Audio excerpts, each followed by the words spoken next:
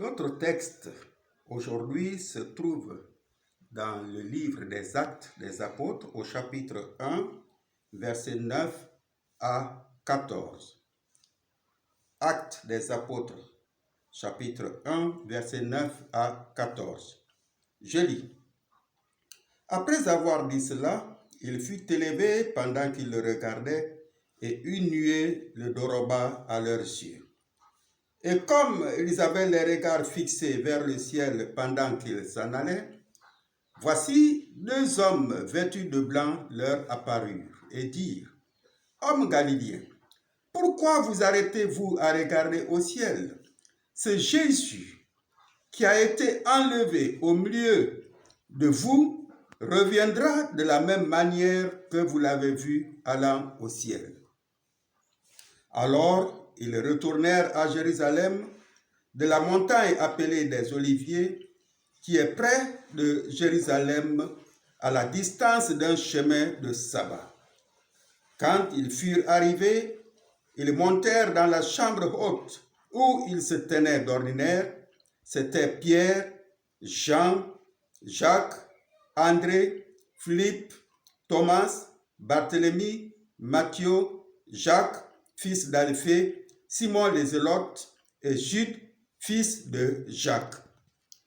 Tous, d'un commun accord, persévéraient dans la prière avec les femmes et Marie, mère de Jésus, et avec les frères de Jésus. Que la joie de notre Seigneur Jésus-Christ soit avec vous tous qui écoutez ce message au nom de Jésus. Amen. Aujourd'hui, je vais changer de sujet à cause d'un autre événement.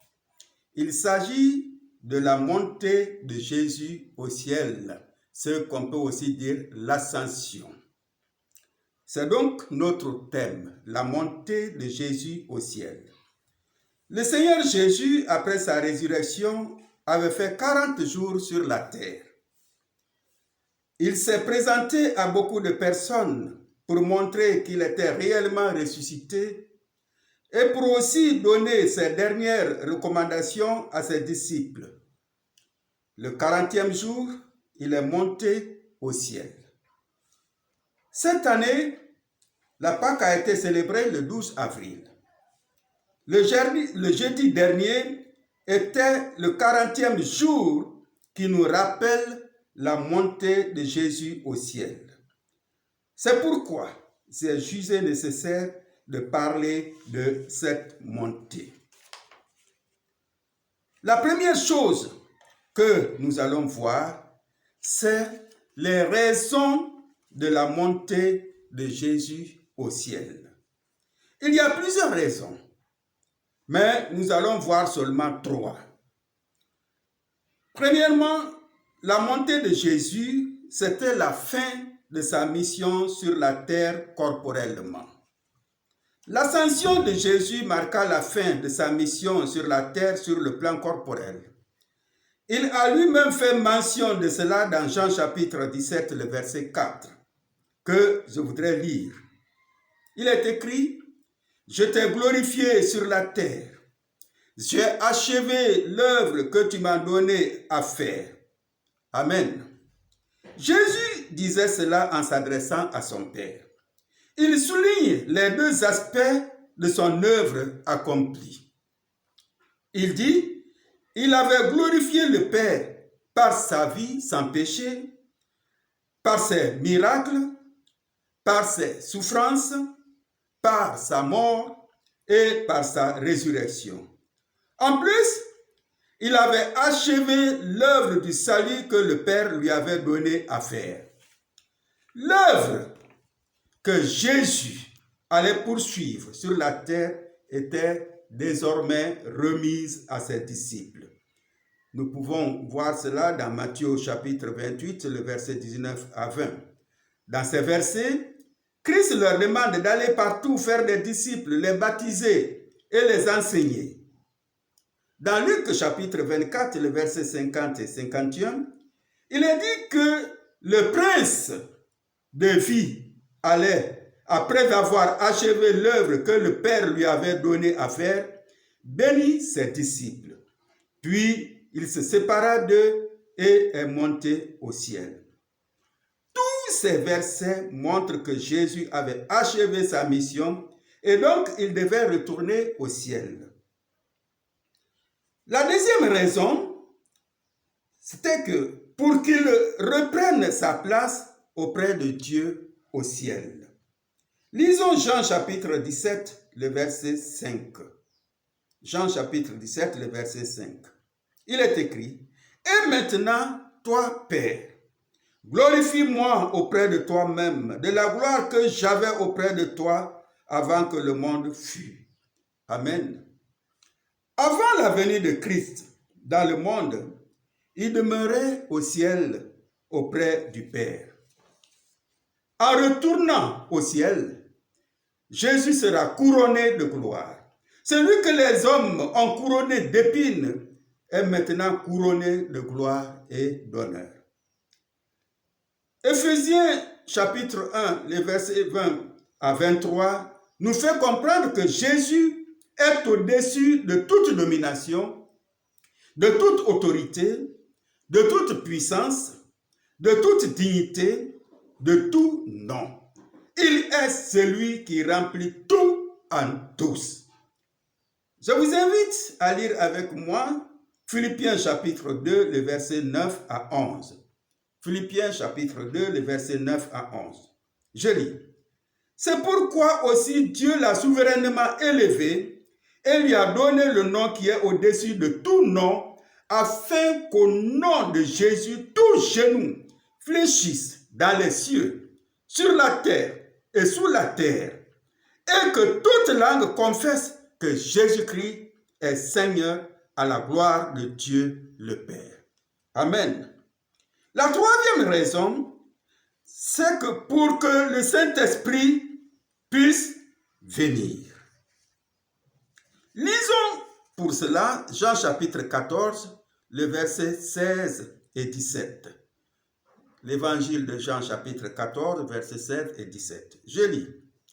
Et moi, je prierai le Père, et il vous donnera un autre consolateur, afin qu'il demeure éternellement avec vous, l'Esprit de vérité, que le monde ne peut recevoir, parce qu'il ne le voit point et ne le connaît point.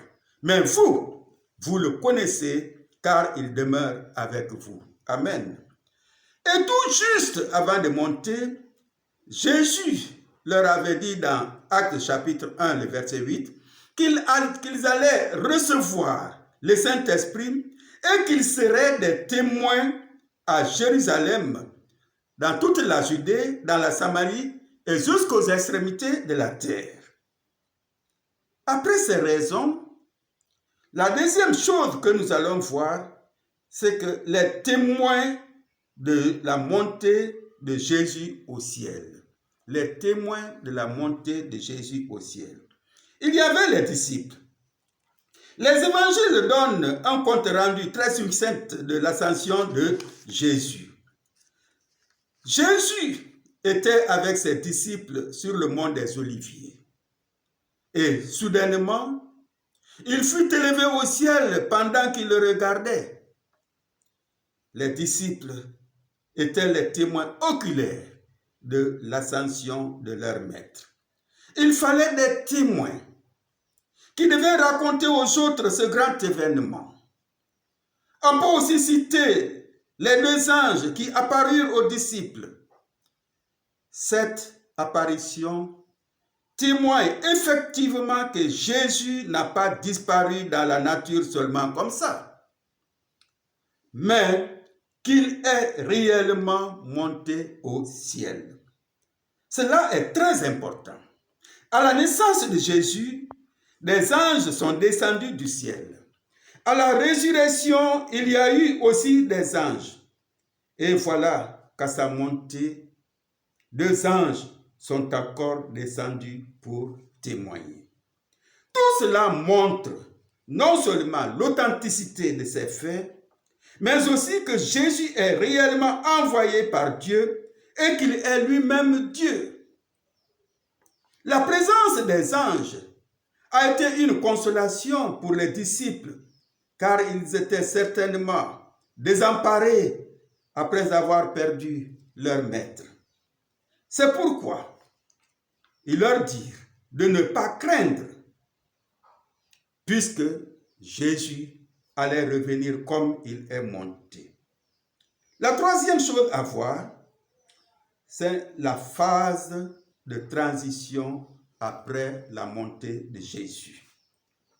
Vu que Jésus est monté et que le Saint-Esprit promis n'est pas encore venu, les disciples se trouvaient dans une phase de transition, pas pour mettre en place un comité ou un gouvernement provisoire, mais pour se préparer à recevoir ce qui leur a été promis. Pour cela, les disciples ont fait 2 actes très importants.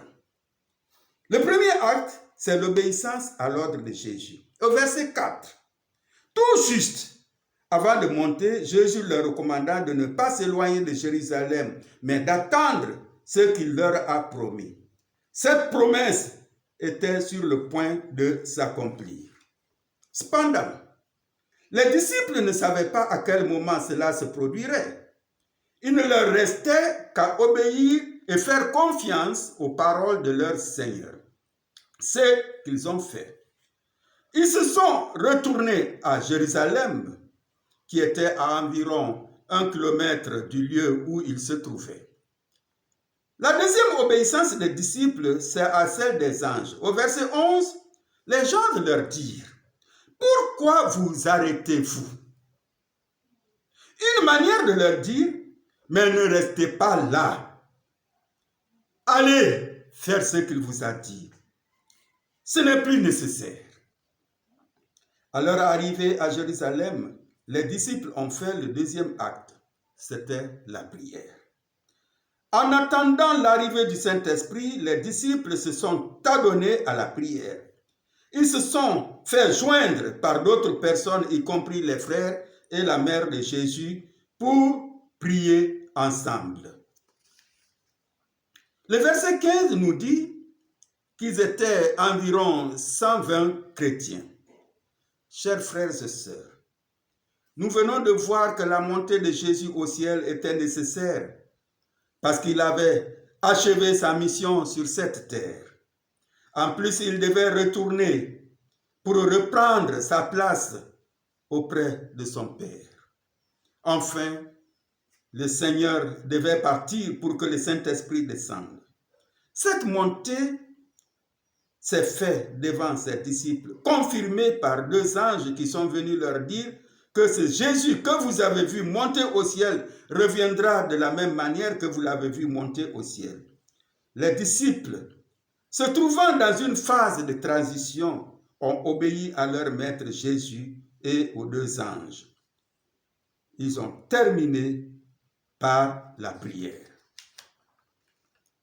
Mon frère, ma sœur, Christ est monté au ciel. Mais s'il te demande de faire quelque chose, il faut le faire. Ne le désobéis pas. Ne cherche pas à savoir pourquoi il te demande de faire telle ou telle chose. S'il a besoin de quelque chose de toi, obéis et remets-le lui. La Bible dit dans 1 Samuel chapitre 15, le verset 22, « L'obéissance vaut mieux que les sacrifices. » L'obéissance à la voix de Dieu permet d'être bien guidé, bien averti et de bien vivre la vie chrétienne. Enfin, comme les disciples, il faut prier. Dans une phase d'attente de quoi que ce soit, il faut prier pour ne pas aller hors sujet. En général, nous aimons mieux tout faire que de prier. Or, c'est seulement quand nous luttons dans la prière devant Dieu avec foi, avec ferveur, avec persévérance et dans l'unité que la puissance vivifiante et stimulante de l'Esprit de Dieu sera répandue. La phase de l'attente est un moment d'épreuve, de tentation, mais il faut prier. Il faut prendre patience. Pas question de se décourager. Pas question de baisser les bras. Pas question de faire marche arrière. Pas question de s'alarmer. Mais il faut toujours compter sur les promesses de Dieu et avoir les regards fixés sur Jésus. En avant, chers frères et sœurs en Christ, ne perdons pas courage. Notre chef est tout puissant. Nos armes sont la prière, l'amour persévérant.